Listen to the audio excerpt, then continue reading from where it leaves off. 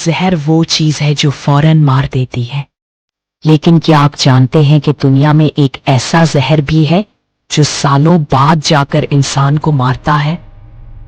इस जहर का नाम है पोलोनियम 210। ये एक रेडियो एक्टिव उन्सर है जो जिस्म में दाखिल होने के बाद फौरन असर नहीं दिखाता, बल्कि आहिस्ता आहिस्ता जिस्म के खलियों को तबाह करता है, खास तौर पर जिगर, गुर्दे और हड्डियों को।